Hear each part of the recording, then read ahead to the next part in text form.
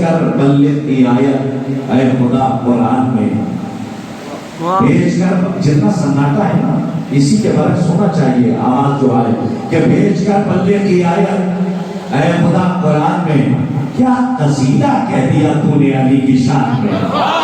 صاحب میں نے مطلب ہوتی آپ نے محسوس نہیں کیا اور سرور آج سرور نبی صاحب کا مطلب کہ بھیج کر بلغ کی آیت اے خدا قرآن میں کیا قصیدہ کہہ دیا تو نے علی کی شان میں۔ پھر ایک مسئلہ سنیے، فرماتے ہیں کہ کیسی ندرت ہے غدیر خم کے اس اعلان میں۔ آپ ندرت دیکھئے کہ کیسی ندرت ہے غدیر خم کے اس اعلان میں، ایک سمندر نے خلافت پائی ریگستان میں۔ مطلب آیا کہ سرور نواز سرور نبی صاحب کا مطلب اب ایک شعر سنیے جہاں تک میں لے کر آیا کہ بھیج کر بلغ کی آیت ہے خدا قرآن میں کیا قصیدہ کہہ دیا تو نے علی کی شان میں، کیا قصیدہ کہہ دیا تو نے علی کی شان میں، کیا قصیدہ کہہ دیا تو نے علی کی شان میں کہ کیسی ندرت ہے غدیر قوم کے اس اعلان میں، ایک سمندر نے خلافت پائی ریگستان میں۔ فرماتے ہیں کہ مرتضیٰ کے وزن کو اپنے برابر کر دیا، مرتضیٰ کے وزن کو احتیاط دیکھیے کہ مرتضیٰ کے وزن کو اپنے برابر کر دیا مصطفیٰ نے تول کر منگتوں کی میزان میں۔ مرتضیٰ کے وزن کو اپنے برابر کر دیا مصطفیٰ نے تول کر منگتوں کی میزان میں۔ پہلا مصرع سرور صاحب نے جب یہ کہا ہوگا تو ظاہر سی بات ہے کہ معنی شعر کی باتیں شاید آپ اسی سے پوچھ سکتے ہیں۔ اب ایک مصرع جب انہوں نے پہلا کہا ہوگا تو دوسرے مصرعے کے لیے کئی بار سوچا ہوگا چونکہ وزن کی بات آ گئی ہے اور ایک ہی نور سے ہیں یعنی سرکار ختمی مرتبہ اور مولائے متقیان۔ آئیے جب مولائے کائنات کی بات ہو رہی ہے تو اب چونکہ یہ سناٹا اتنا اچھا نہیں لگتا، وہ زبانیں خوش نصیب نہیں ہیں جو چوراہوں پہ بولتی ہوں، عقل وہ ہیں کہ جو علی کے فضائل پر بولنے کے لیے پیدا کیے گئے ہیں، اور جو زبانیں 32 دانتوں کے پہرے سے علی کے فضائل پر 32 دانتوں کے پہرے سے آزاد نہیں ہوتی ہیں، ان زبانوں کا پھر ہونا بھی ہونا نہیں ہوگا۔ آئیے میں مطلب پڑھتا ہوں حسنین اکبر صاحب کا، پاکستان سے آواز دیتے ہیں، وہ کہتے ہیں کہ 13 رجب کی رات ہو ذکر خدا نہ ہو، 13 رجب کی رات ہو ذکر خدا نہ ہو، 13 رجب کی رات ہو ذکر خدا نہ ہو، 13 رجب کی رات ہو ذکر خدا نہ ہو، ممکن نہیں کہ آج علی کی ثنا نہ ہو، 13 رجب کی رات ہو ذکر خدا نہ ہو، ممکن نہیں کہ آج علی کی ثنا نہ ہو۔ ارے رتی کے بھاؤ بھی نہ خریدو نبو کے بعد جس میں علی کے گھر میں کہیں تذکرہ نہ ہو۔ سلامت رہیے، یہی آواز سے اگر غلط ہو بھی رہے ہمیں گرمی کا احساس نہیں ہوگا کہ 13 رجب کی رات ہو ذکر خدا نہ ہو، 13 رجب کی رات ہو ذکر خدا نہ ہو، ممکن نہیں کہ آج علی کی ثنا نہ ہو، ممکن نہیں کہ آج علی کی ثنا نہ ہو۔ رتی کے بھاؤ بھی نہ خریدو نبو کے بعد، سامنے ساتھ بیٹھ جائیے اس لیے کہ سراہی رکھی ہوئی ہے اور پینے والے تکلم نہیں کر رہے، سارے جامع ولایت پینے والے بیٹھے۔ سلامت رہے، بس ایک شعر سنانا چاہتا کہ 13 رجب کی رات ہو ذکر خدا نہ ہو، ممکن نہیں کہ آج علی کی ثنا نہ ہو، رتی کے بھاؤ بھی نہ خریدو نبو کے بعد جس میں علی کے گھر میں کہیں تذکرہ نہ ہو۔ صادق رحیم کبریا رازق ولی کریم، میں نے مصرع پڑھا ہے، صادق رحیم کبریا رازق ولی کریم۔ پھر مصرع سنیے، جب مصرع سنا جاتا ہے تو اٹھا دیا جاتا ہے، اسی کو حسن سماعت کہتے ہیں۔ میں پھر مصرع پڑھتا ہوں کہ خالق رحیم کبریا رازق ولی کریم، رتی کے بھاؤ بھی نہ خریدوں میں وہ کتاب جس میں علی کے گھر کا کہیں تذکرہ نہ ہو۔ حسنین اکبر صاحب نے کہا کہ خالق رحیم کبریا رازق ولی کریم، کوئی نقد نہیں جو علی پر جچانا۔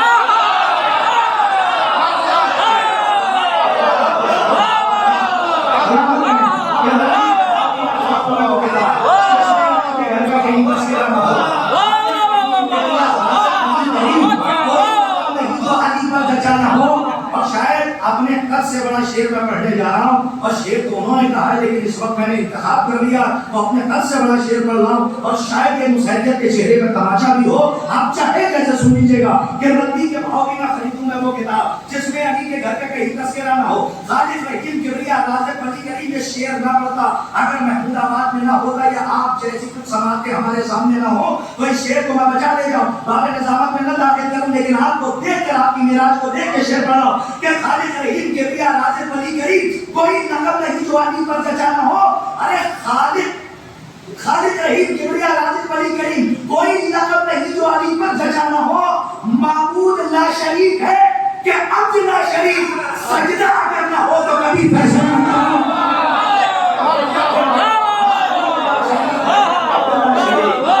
سجدہ اگر نہ ہو تو کبھی فیصلہ نہ ہو. معبود لا شریک ہے کہ عبد لا شریک.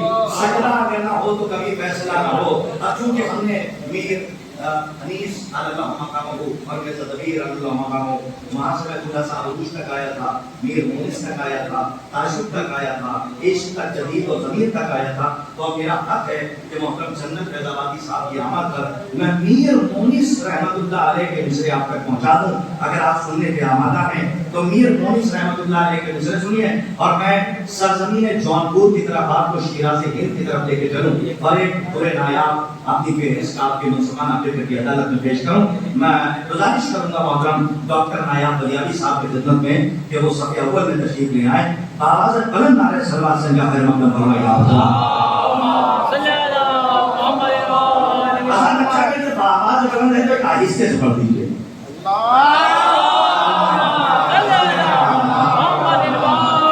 ایک ساتھ اپنی طرف سے پڑھ دیجیے.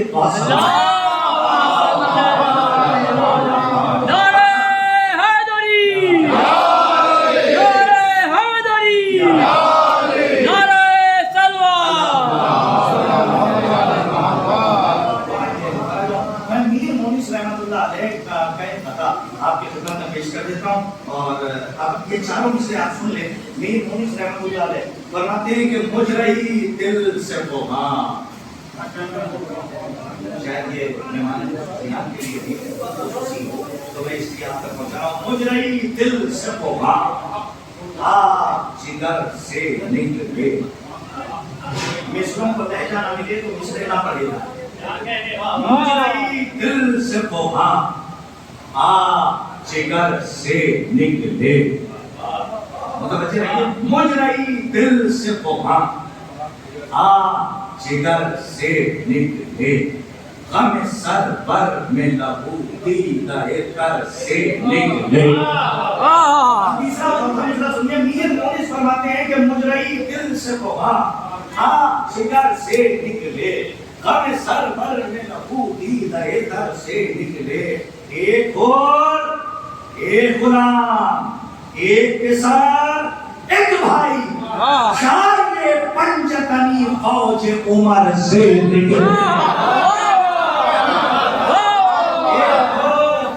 ایک غلام ایک پسر ایک بھائی چار یہ پنجتنی کیا کیا رہتے ہیں, چار یہ پنجتنی فوج عمر سے نکلے.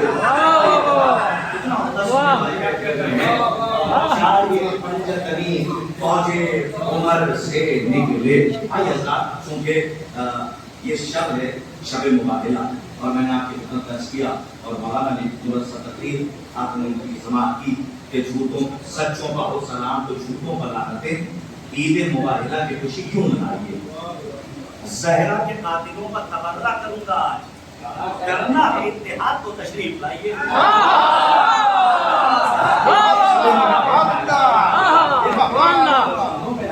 قرآن کہہ رہا ہے اور ہم اپنی طرف سے نہیں کہتے بلکہ حکم میں لعنتیں قرآن دیتی ہیں. آئیے اور بڑی ادب و احترام کے ساتھ پھر اپنی فہرست کا ایک مستند نام اور مستند لہجہ کے حوالے کر رہا ہوں. اب چونکہ نظامت کی ایک مجبوری یہ رہتی ہے کہ لفظ کی باتیوں میں میں بڑی ادب و احترام سے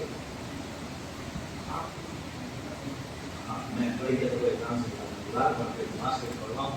اور چونکہ ہماری خصوصی ہیں اور ہم بھی یہ چاہتے ہیں کہ کچھ استفادہ کریں اور یہاں پہ بیٹھیں. اس میں ہم چاہ کے رہے تھے, اس لیے کہ کافی دنوں کے بعد میں سمجھتا ہوں پہلی مرتبہ اس طریقے سے ملاقات ہوئی ہے اور اسی ذکر خیر کے سب سے ملاقات ہوئی, تو ہم استفادہ بھی کریں اور وہ چاہتے ہیں ہم سننا بھی چاہتے ہیں. میں پروفیسر علی خان صاحب کی خدمت میں جو آئیں اور اپنے کلام سے مومنین کے قلوب کو منور فرمائیں. آپ حضرات بآواز بلند نعرہ صلوات سے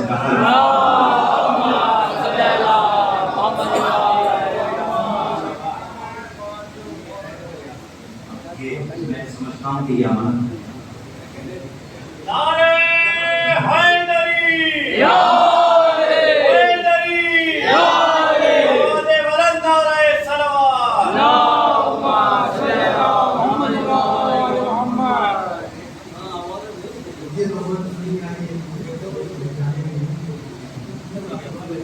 میں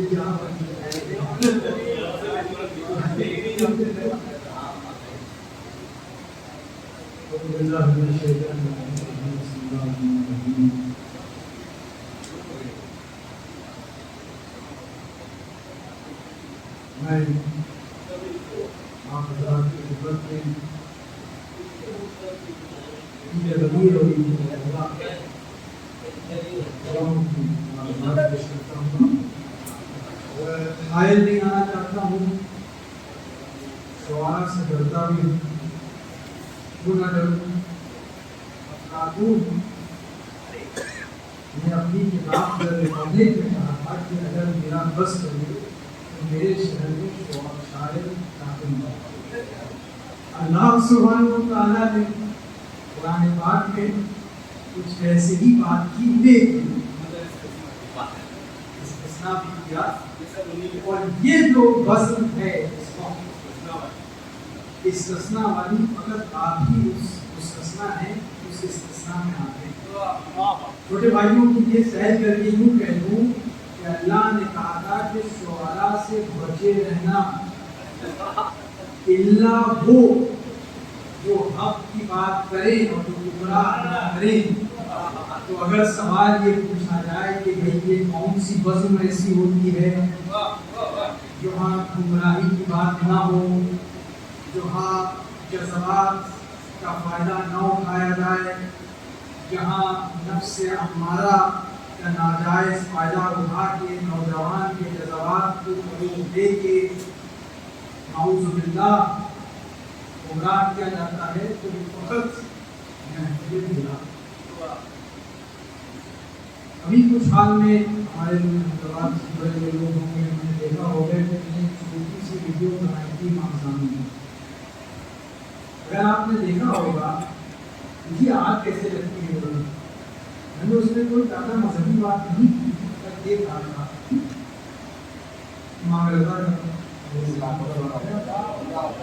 ایک منٹ مکمل 2 منٹ میں نے کہا تھا کہ اس یہ لوگ بازو پر مانتے ہیں نہ پتی. اس کے بعد جو سلسلہ شروع ہوا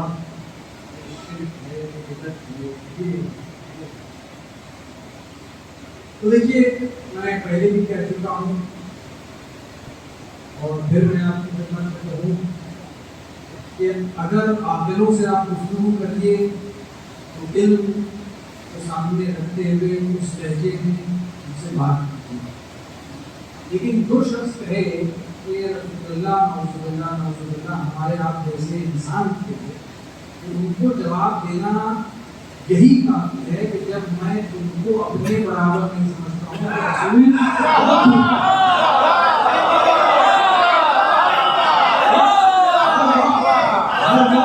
ہوں سے باتیں دلیل دیجیے گا, قرآن کی آیات پر پڑھیے گا, شعر سنائیے گا, امام شافعی کے کلام کو سنا دی. امام شافعی جو اہل سنت کے مطلب ذکر ہیں, حنفی, شافعی, مالکی اور حنبلی, حضرت علی کی شان میں ان کی بہت شاعری وہ ہے, لوگ جانتے نہیں وہ الگ بات, لیکن ایسے لوگ نہیں سنے. تو جہاں تک کہ ضمیر کا سوال ہے اس پر بھی نہیں سنیں گے. اس کی بھی میں چھوٹی سی وضاحت کر دوں وہ کہ میں نہ عالم ہوں, نہ فاضل ہوں, نہ شاعر ہوں, نہ ادیب ہوں, ایک معمولی سا اتنا سا طالب علم ہوں. یہ حدیث بچہ جانتا ہے, بڑی لمبی حدیث ہے, اس کا ٹکڑا ہم لوگ جانتے ہیں. اگر حدیث نہیں وہ ایک ٹکڑا بیان کیا جاتا ہے, اس سے پہلے تو آتا ہے, بعد میں آیا اس کا بہت کم لوگ دیتے ہیں. لیکن اگر اسی کو دیکھا جائے تو من کو مولا فہذا علی المولا, تو جو دوسرا حصہ ہے اس کو فی الحال بھول جائیں. ہم تم کو مولا, بعض لوگ دوست لوگ کہتے ہیں کہ مولا کے معنی دوست, تو میں کہتا ہوں دعوے سے کہ اگر رسول اللہ آپ سے مخاطب ہو رہے ہیں تو وہ کیا کہیں گے کہ کیا تم مجھے اپنا دوست سمجھتے ہو, وہ جو حبیب اللہ ہو. یعنی یہ عین جسارت ہے. ہاں آپ پہلے طے کر لیجئے کہ رسول اللہ آپ کے آقا تھے, مولا تھے, رسول تھے، نبی تھے، ان پر وحی نازل ہوتی تھی. جب وہ آپ طے کر لیجیے گا تو دوسرے حصے کی دوسرے ٹکڑے کی طرف آئیے گا. وہ کہنے 100 باتوں کی ایک بات یہ ہے کہ جن کی سمجھ میں نہیں آنا ہے وہ نہیں سمجھے. بعض لوگ ہم سے کہتے ہیں کہ بار بار یہ محفلیں منعقد کیوں ہوتی ہیں، وہی باتیں ہوتی ہیں، شعراء گھما پھرا کے وہی باتیں کرتے ہیں، علماء تشریف لاتے ہیں، وہی فضائل بیان ہوتے ہیں. اصل میں ایسا مکتب دنیا میں ہے نہیں جس میں اتنی خود اعتمادی ہو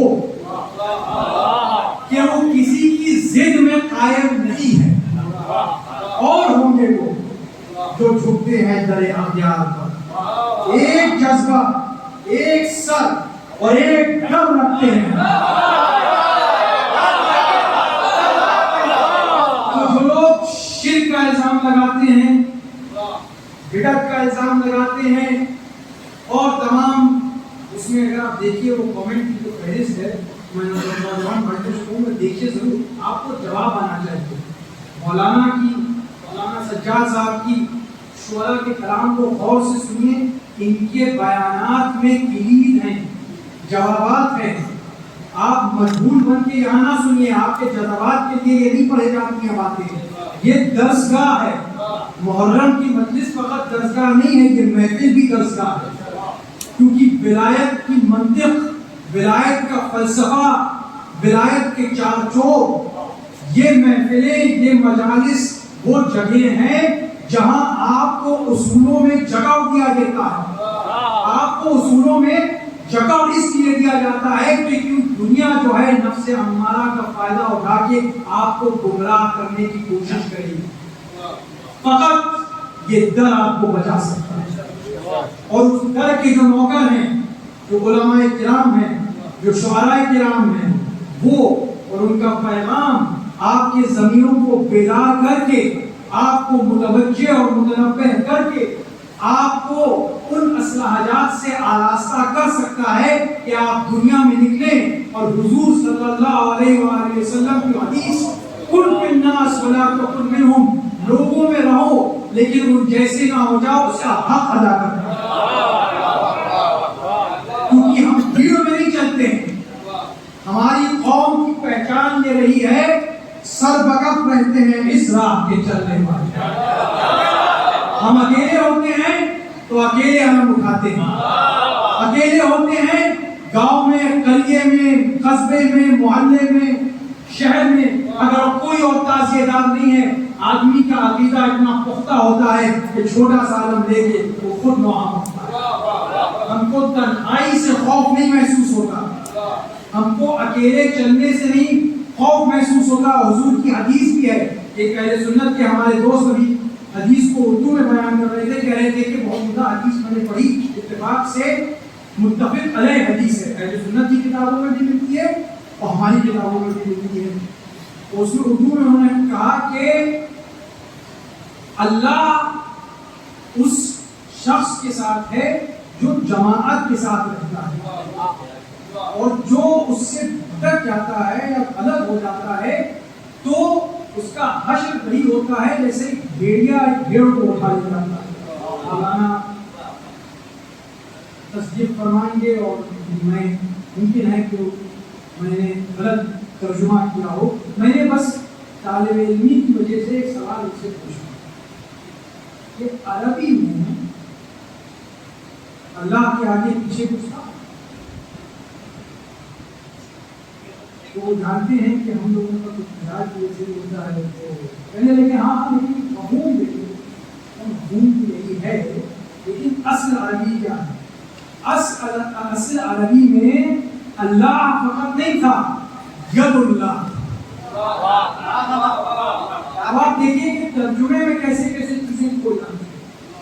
یعنی ید اللہ کی گرفت جماعت پر ایسی ہوتی ہے کہ ان میں اتحاد قائم رہتا ہے، وہ ایک رہتے ہیں اور وہ سمیٹے رہتے ہیں. اور لہذا جو آپ نے بات اعتراض بھائی بات فرمائی کہ یہاں 100% والا معاملہ ہے. دیکھیے ظلم ہوتا ہے، اچھائی ہوتی ہے، نفرت ہوتی ہے، محبت محبت ہوتی ہے، کفر کفر ہوتا ہے، اسلام اسلام ہوتا ہے، اسلام کے بعد ایمان کی بھی ایک منزل آتی ہے۔ قرآن میں آپ کو جب مخاطب کیا ہے تو مسلمون یا مسلمین کہہ کے نہیں کیا ہے، مومنین کہہ کے کہا ہے۔ مومن کا لفظ کیوں استعمال کیا جانے کا میں گنجائش ممکن ہے، محرم آ رہا ہے، مولانا اس پر روشنی ڈالیں گے۔ میرا آخری پیغام فقط ایک ہے آپ سے، میں نے بہت آپ کا وقت لے لیا ہے۔ حضرت علی علیہ السلام کا قول ہے جو میں تقریباً ہر سال پڑھتا ہوں، اس سال بھی پڑھنے کا شرف حاصل ہے کہ المنافق قولہ الجمیل و فعلہ داء الجحیم۔ آپ لوگوں نے ضرور یہ قول ان کا جسے سنا ہوگا اس سے پہلے کہ منافق وہ ہوتا ہے جس کا قول بڑا دل لبھانے والا ہوتا ہے، اس میں چاشنی ہوتی ہے، مٹھاس ہوتی ہے، لیکن اس کا فعل، اس کا عمل بیماری بنتا ہے۔ آج میں فقط آپ سے ہاتھ جوڑ کے یہ استدعا کرتا ہوں کہ فتنہ فقط اب باہر کا نہیں ہے، اب آپ کے بھیس میں، آپ کے محافل میں، آپ کی مجالس میں، آپ کی زبان بولتے ہوئے، بظاہر آپ کی طرح لگتے ہوئے لوگ آ رہے ہیں اور غلو آمیز باتیں کر رہے ہیں۔ جھوٹ نہیں ہے، ہماری حدیں وہی ہیں جو قرآن نے قائم کی، رسول نے قائم کی اور جو اہل بیت نے قائم کی۔ ہمارے پاس آزادی نہیں ہے، ہم آزادی کرتے ہیں ان کی جو حدود ہے۔ تو یہ جو غلوص آمیز فرقہ پیدا ہے جس کو کچھ طاغوتی اور منافق طاقتیں فروغ دے رہے ہیں، ان سے ہوشیار رہیے، کیونکہ سب سے بڑا خطرہ اس سے ہوتا ہے جس کو پہچاننے میں وقت ہوتا ہے۔ اور اب دشمن جو ہیں وہ فقط بیرونی طاغوتی استعماری طاقتیں، نو آبادیت کی طاقتیں نہیں ہیں، بلکہ ایک مرض کہیے، اور یہ بھی ایک امتحان ہے، ایک ایسا فرقہ، ایک ایسا گروہ پالا گیا ہے جو فتنہ ہمارے بیچ میں پیدا کرنا چاہتا ہے۔ لہذا میں پھر سے کہوں گا کہ یہ درسگاہ ہے، علماء کرام کی باتیں، شعراء کے پیغامات گراہ میں باندھ کے رکھیے اور عملی طور پر اپنی زندگی میں ان کو جمع کرنا ہے۔ اور آخر میں آپ سے گزارش کروں گا، میرے والد بزرگوار نے آپ سب کی خدمت میں مقابلہ تبلیغ و تربیت پیش کی ہے، اور میں ان کی طرف سے آپ کو پہنچاتا ہوں اور گزارش کرتا ہوں کہ آپ ان کی صحت و سلامتی کی دعا کریں، بیماری کا، اور اس کے ساتھ ساتھ یہ دعا کریے کہ یہ خطہ برباد کا ہمیشہ ایک بندہ سے اس کا نام روشن ہونا ہو، وہ مقدار ولایت امام علی